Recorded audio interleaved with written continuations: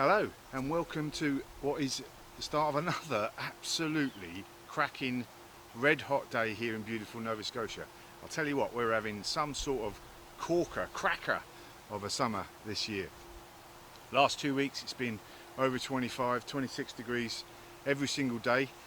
That brings its own problems with watering, etc. But the tomatoes are absolutely loving it, and I've gone away for a couple of days for a bit of vacation time in a beautiful little cottage just by this lovely little beach you can see on the screen there. Lots of hidden gems in Nova Scotia, definitely recommended as a summer holiday spot. A lot of people won't have really heard that much of Nova Scotia, but definitely recommended. Some beautiful places. Anyway, back to the case in hand. Gone away for a couple of days, come back, and my tomatoes are absolutely out of control. Now I'm pretty sure only a few days ago I did a bit of my usual walk round every day, every couple of days, checking the tomatoes to make sure they're all in good condition. Deer flies. Anyway, making sure they're all in good condition, but chopped away. You know, I'm growing them mostly as cordons. So what I'm doing is growing, where are we? Let's have a look here. Growing a central plant, and any suckers or little branches that branch off the actual plant, I'm taking them out to make sure it grows nice and tall, then puts all its efforts into growing the tomatoes, which are in there somewhere. They're in there somewhere. But I come back and there's suckers everywhere. Tomatoes have popped up from all over the place. As you can see, in fact we'll come back a little bit further and you can see some of the really good ones. So I've got lots and lots of these lovely cherry tomatoes. I think this is Peace Vine, this one. I've never grown this one before. Peace Vine, lots of these ones all over the place coming down. And these other ones, these San Marzano, and both of these I'd never grown this year. Bought them from the seeds from a local company, and I didn't realise what absolute beasts they are. Massive, great big trunks, you know, stems growing really high. You know, obviously they've got to be thick to be supporting all this growth. And I'm used to growing ones that are slightly less vigorous. So I've been caught out a bit this year. I haven't put the support in that I require. So, you know, I might be doing YouTube videos every day, but, you know, every day is a learning experience.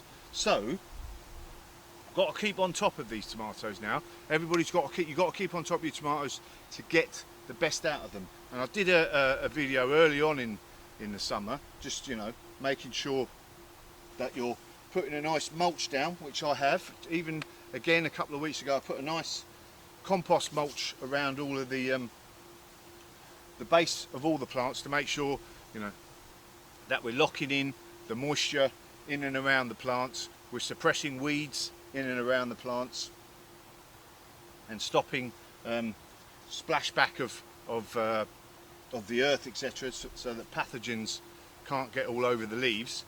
And the other aspect of that is I'm starting to cut back. Well, I did cut back the leaves anyway, down low, but now these fruit are starting to form. We don't want the leaves shading the fruit. We want the leaves out of the way of the fruit now, so they can ripen up in the sunshine, etc. So what you want to be doing is making sure that all these lower leaves, any around these fruits, are taken out. And as I do that, I spot another one of these suckers that seem to grow out of nowhere, as you can see here. And that would be growing into another whole tomato plant with its all, you know, it's got flowers in that, but I want to keep the goodness in this central vein. So all the way up here I want to be cutting out. Look at the size of that. What's going on there?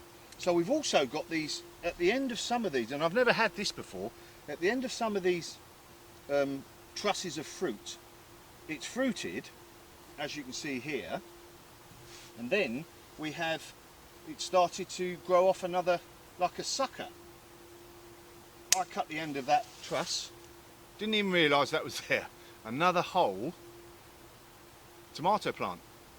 Again, you know, it's starting to flower and it might fruit, but I want to try and concentrate, you know, it's got enough fruit on here, and I'm actually, because I haven't put the support in enough on some of these plants, I'm actually thinking of cutting off the very most, like I have on this one, the very top. Let me sort of move the camera.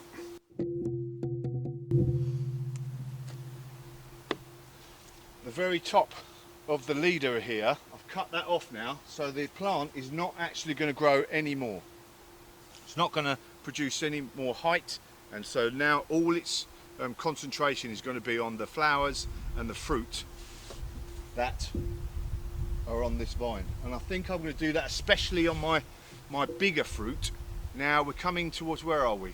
Oh, blimey, we're nearly coming to the middle of August. So you've got to be thinking now, when is my first frost? Are my tomatoes that I've got ripening got enough time to actually ripen? You know, my first frost can be even in September, late September time. So got to be keeping an eye on that. So do I want any more flowers? Do I want my tomato plants to be growing any taller and producing more flowers? I do. I've got a lot of tomato plants, so I think on near enough all of my tomato plants I'm going to cut off the tops, like I said there, and then let them concentrate on the flowers and the fruit that they have there already. I'm going to leave a few actually of these new ones just to see how far I can go. Got to experiment a bit, see how far I can go before I need to actually cut them off. So, you know, next year I'll know, well, I can actually leave it a bit later than August the 11th or whatever the date is now. So there we go. I thought I'd do a quick video. Just make sure, again, we need to be cutting off these lower leaves so that we're making sure that the fruit is nicely getting the sun on it, that we're getting a nice bit of airflow all around and in between the plants. So, and when you start getting any discoloured, which I'm not so much on these ones, further around there I've got some a bit of discoloration on some of the leaves, cut them out straight away. It's got plenty of top growth here to actually feed the plant with the, you know, with the photosynthesis and sunlight, etc. So these lower leaves, they're in shade anyway, they're not actually doing a lot for the plant, so make sure you cut them off. It's not too late, get a mulch on them, continue to feed them. I'm doing my seaweed mix every single week at the moment. You can be, you know, there's another video, link up on the screen there, on the different sort of liquid fertilizers you can make. You know, like I said, I make seaweed, make it from comfrey or just a load of leaves, etc., a load of weeds, etc., in a pot. That'll help you, or just get a tomato mix. I'm just trying to be as organic as possible. Keep feeding them every week, and we should be looking forward to a bountiful harvest of tomatoes.